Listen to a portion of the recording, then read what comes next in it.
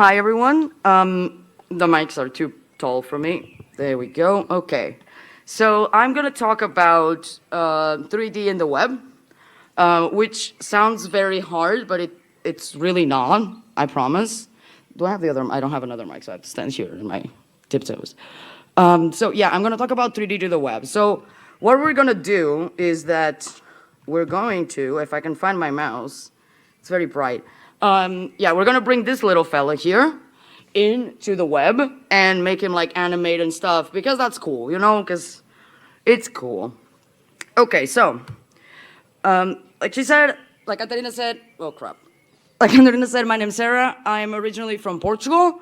I currently live in Berlin, and that's why I still cannot stand this heat because I moved for a reason. I can't, it's like personal hell, everything above 30, I'm just like sad. I work as a front-end developer at a company called Remote, and I love to do stuff in 3D. And by that I mean that when I was in the beginning of the pandemic, I was like, I need to learn something, I need to do something with my life. Otherwise I'm just gonna, my own sorrow. And then I started to learn Blender, and I started to do some stuff in 3D, and I kind of fell in love with it. So all the stuff that's in this slide and the previous slide, I made it all in Blender. Not trying to brag, but just saying. Okay, so this talk is gonna be divided into two parts. The first one, we're gonna be in Blender and trying to export that little fella over there. I'm pointing at him from there, but like, you know. And the second part, we're gonna put it in the web, and that part is all gonna be live coding, so please wish me luck. Last time it didn't go very well. Okay, so, I don't know if you've heard of Blender. Blender is a free and open source 3D software. So the reason there's like an asterisk next to it is because it can technically do other things. Like it can do some 2D stuff, it can also do like video editing, but I would definitely not recommend it for video editing. It's mostly known for 3D. And if you've used it in the past, like a couple of years ago, I promise you that it looks better now. They hired actual designers to work on it, and it doesn't look like Photoshop from the 2000s. So this is the software that I use because I'm cheap, let's be honest. That's basically it. And so I am here with a Mac, but I want to make sure that so unless you have like an external GPU or an external graphics card, it's really hard to use with a Mac. I'm genuinely scared my computer will overheat right now. Like that's my biggest fear. So I do have like a beefy LED-filled Linux at home that I actually use for Blender. So yeah, let's go. Let's do this. It's gonna go okay. Okay, so I barely have everything open. Okay, so the first thing I'm gonna do is turn on the brightness in my screen. So this is Blender, right? There's a lot of stuff there. I think it's one of the most confusing things that I've ever opened in my life. And I've actually configured Webpack by hand. And I've also deployed a Docker container like 2 days ago, and this is still very confusing.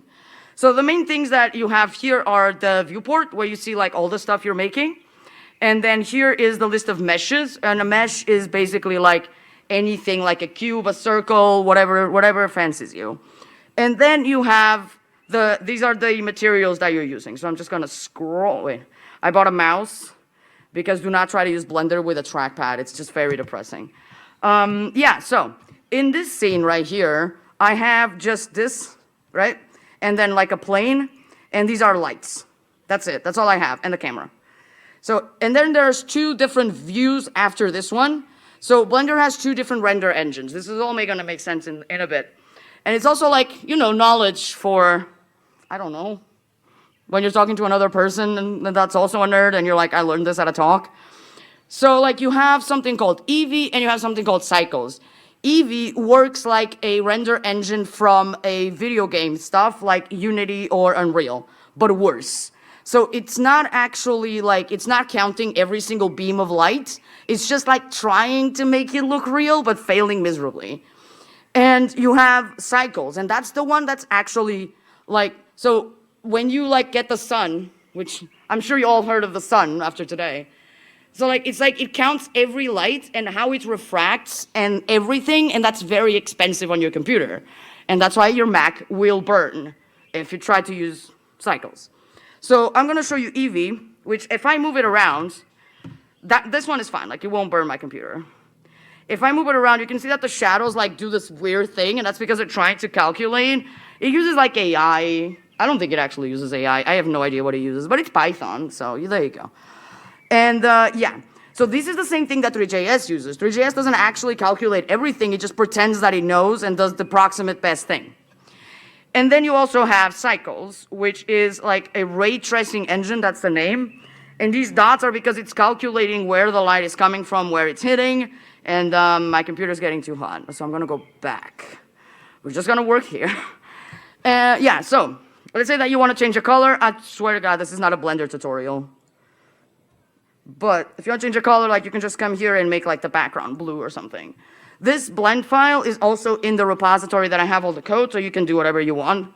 If that's something that you want to do, you can use it however you please. So let's export this before my computer blows up. Yay. So I have the mug here, right? And a thing so imagine this as div. So you have a div that does absolutely nothing except having position relative.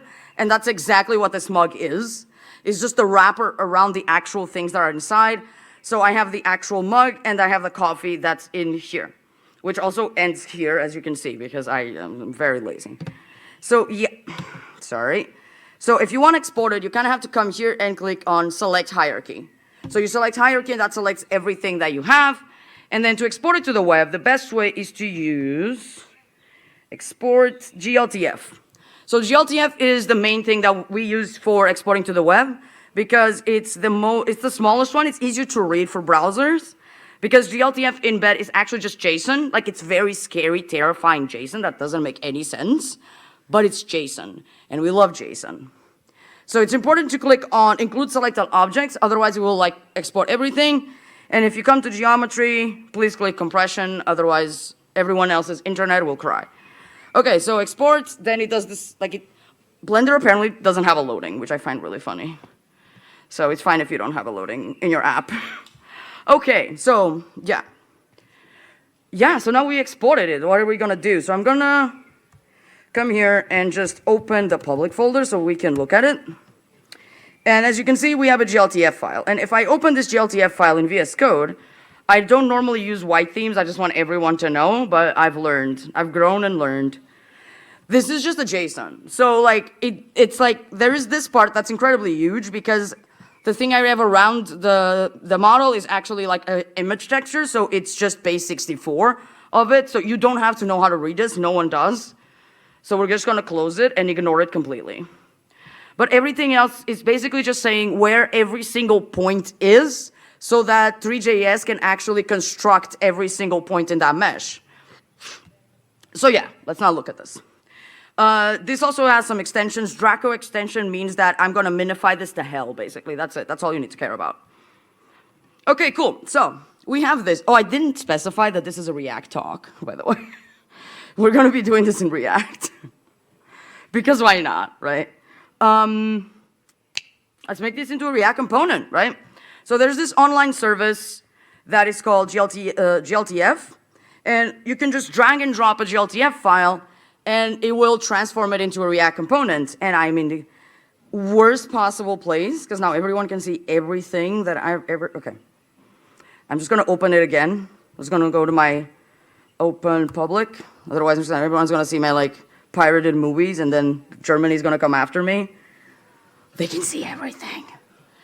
There you go. So is in the web talk done? Thanks, you're welcome.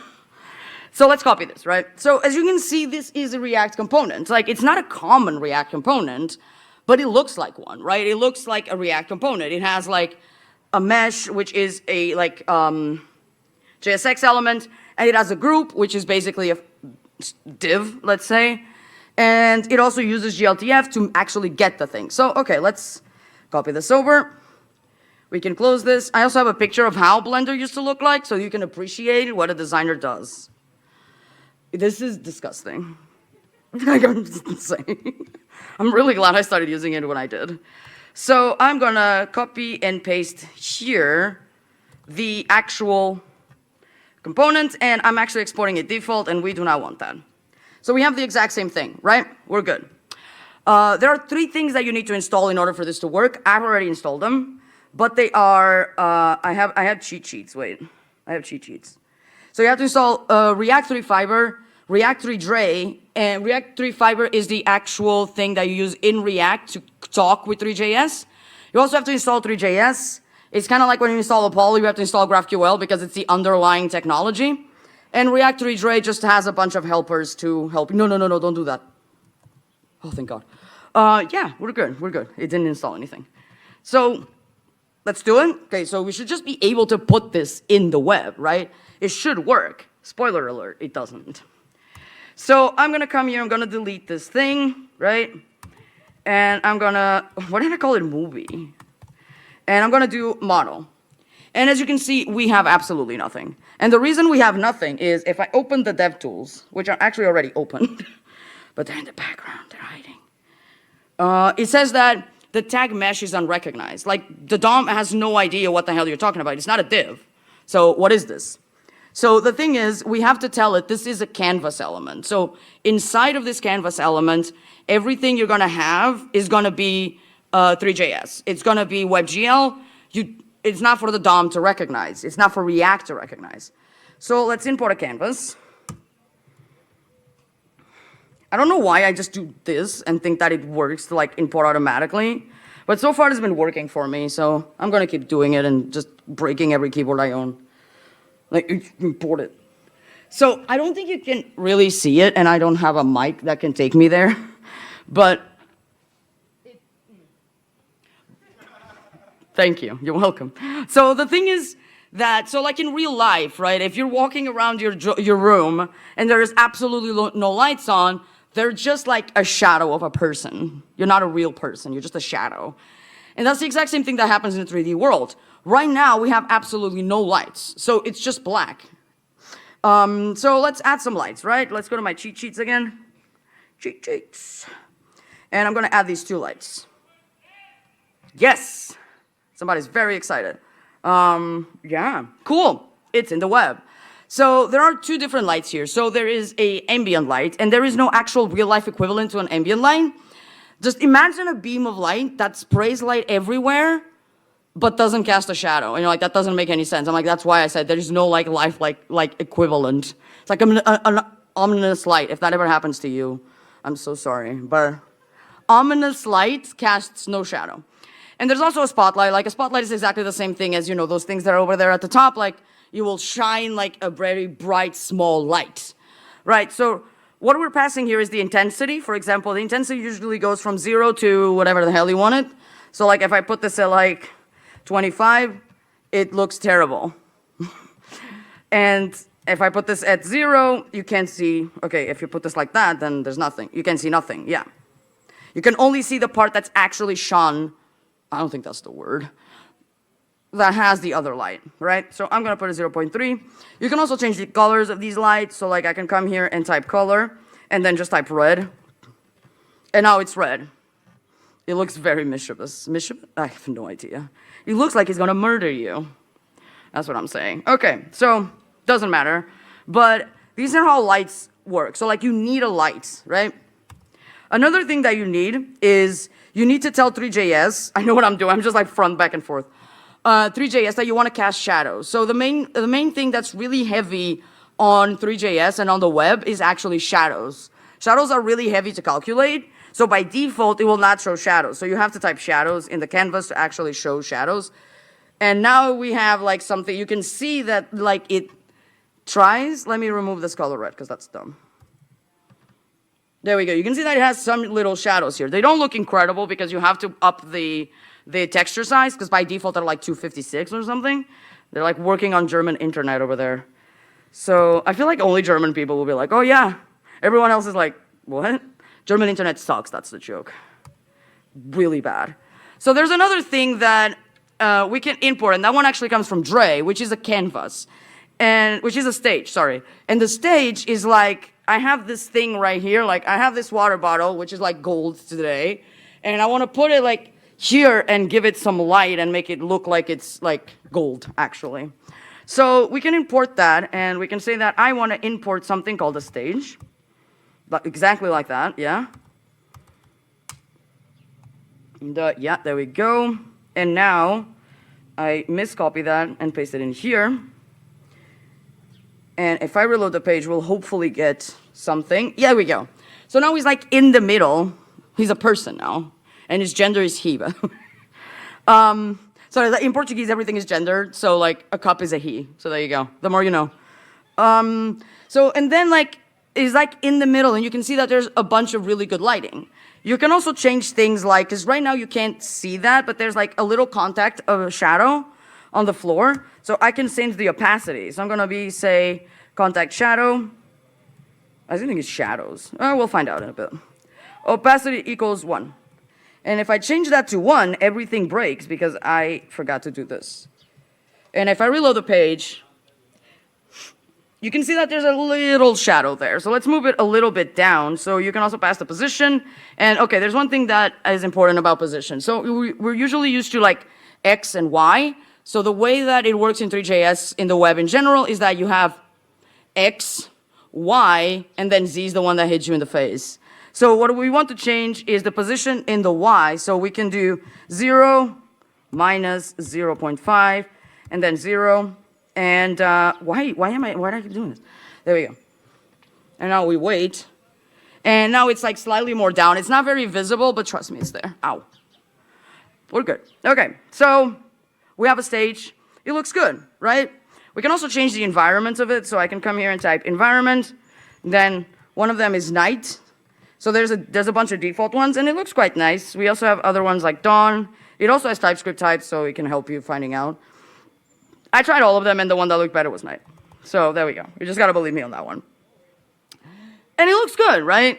It looks nice, but the fact that it's not animated or that you can't just like, move it, kind of makes you think that it's an image, and it's like a very expensive image that you just had to take a bunch of time to do. So let's animate it a little bit. So the way that 3JS works, and React 3 Fiber in this case, is that it runs supposedly at 60 frames per second. But like that depends on your computer, depends on a lot of stuff. And there is a hook called useFrame that basically runs in each frame. So it runs like 60 times per second. So I can come here and not do that. Type useFrame, and that will import it from React 3 Fiber, and then do this, blah, blah, blah. Okay, there we go. And then I can say, so let's say like we want to raise it up a little bit, like he's going to heaven or something. So let's do, we have a group that uses useRef, and it's right here. So we can say, okay, so group, that current, that position, that Y, plus equals minus, okay, it's just something like 0.1. And now if I reload this page, he's like ascending to heaven like the good boy that he is. But it would be really weird if you just saw this on a page, I would say. So what we want to do is kind of make him go up and down. So, so this part needs some explanation. I am very bad at math. Oh wow, that sounded very dramatic. But like I'm not making this up. It's not like a bad self-esteem thing. I'm actually bad at math. Like I failed math in high school twice in the same year. So if I can explain this, you all can understand this. You're fine. So there is a mathematician function. See, I already started badly. A mathematical function called sin. And that what that does is like a sin wave that goes up and down, up and down. And it needs to take a value that keeps changing. And that's exactly what we're going to use here because that's exactly what we want. We want him to go up and down. So, okay, let's try that. So we can say on the Y that we want to use math.sin. And the first thing that's going to happen is absolutely nothing, I bet. And we need to pass it a number that keeps rising. So in here we get the state of our application. And not application, like of our model, whatever. And we can say state that elapsed time, that clock, that elapsed time, yeah. And that is like the elapsed time ever since you started doing this. And it may be a little too much. I don't know if you saw that, but he's there. Is he coming back? Oh, he came back, see? He goes up and down. Beautiful. So let's divide this by like 4. It's still too much. Let's divide it by 10. And, you also have to restart because elapsed time, like, since it's using elapsed time, it kind of gets screwed up. That's still too much. So let's divide it by like, I think it was divided by like 20 or something. Still too much. I'm sorry. I don't remember the name I divided it when I was practicing this. So let's go with 40. Still too much. Okay, 60. Oh, look at him. Yeah, he's wobbly now. He's wobbly. super wobbly. So yeah, that's exactly what we want, right? We just want him to go up and down. It's a sine wave. Oh my God, he's going through the shadow. No, boy. No one is supposed to see that. That's your privates. There we go. He's not going through the shadow anymore. Yeah. So that looks good. I mean, I think it looks good. I don't know. But I also made it, so I may be biased. So let's do the same. We also wanted to like do this, but in a rotation sense. So let's copy this math.sin with a clock elapsed time, and let's say that const sin. Oh my God, that sounds so Catholic, the sin. Again, I'm from Portugal, not Germany, so that makes sense. And so let's divide sin by 1,000. Cool. And the reason I'm doing this is just so that I type less. Okay, so then let's go to group, that position, that rotation. Oh yeah, current, sorry. I think I'm apologizing to my computer at this point. That rotation, that x is the same thing, so let's divide it by 100 or something. And now, I think he's wobbling. Yeah, he's like doing this. And let's do the same thing for y and z. If you think this is verbose, 3JS is way more verbose. So then you can see that he's also like doing things, but this is like actually way too little, so let's divide it by like 80. It's a matter of experimenting like what looks good, right?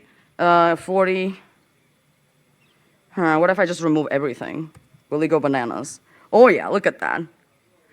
Oh yeah, oh wow, okay. It's doing what we want, but you know, not good. That's what my mom says. You're doing what I want, but not in a good way. Thank you. Thank you, conference people. There you go. So now he's doing that, right? It's a little bit too much, but let's just leave it. Otherwise, I'm going to be here like 5.22. And no one wants that. So yeah, like it looks way better. But what if he could look at you? Which is a very creepy thing to say, but yeah. So I have some cheat sheets for that. I also had for this, but for some reason I decided that I wanted to live code it. So there is a lookat function that I created, which I need to import. So let me import lookat. That's how you say import in Portuguese. Import lookat. Okay, and wow, I can't even import things from. And it's utils, and then animations. Right. So the way this works is that it doesn't apparently. Let me reload the page. Oh, it actually broke. Okay, cool. That's cool. Oh, I need to pass the state and the rotation. Wait, no, I passed that. It's fine. Oh, I know what happened. Okay. So I did this in a different way because I did a rotation equals group.current. And then you add access to the rotation in here. So now if I put the mouse here, it will like look at you like a little creepy one. Look at that. So, like, the thing about it is that you can now see that it's actually a 3D model and not just, like, an image. You can obviously make it bigger, so, obviously. Not obviously, but, like, just saying, you can make it bigger. I don't want to sound, like, condescending and be like, obviously you can make it bigger. So, you can have a scale, for example, and, like, let's see, let's put a 4 or something. Oh, because you have the okay, never mind. You actually cannot in the stage, so there you go. See? In the end, I lost that battle. So this is using like a lerp function, which like just kind of like goes between two numbers very slowly, and it gets the mouse position that you have and like goes between its rotation and the rotation of your mouse, and not the position. You know what I mean? There we go. And it will like make you look at you, like basically kind of look at you. It's cute boy. So yeah, that's everything that I had, which was a lot. Yeah. So. Thank you so much for having me. My name is, again, I am NikitaFTW on Twitter, and I have I have a Instagram with all the stuff that I usually do in 3D, which is called the Evil Nugget. And if you want to find every stuff that I use here, you can find it at GitHub at like my name /Blender to the web. Download everything. You can do whatever you want. And yeah, thank you for having me.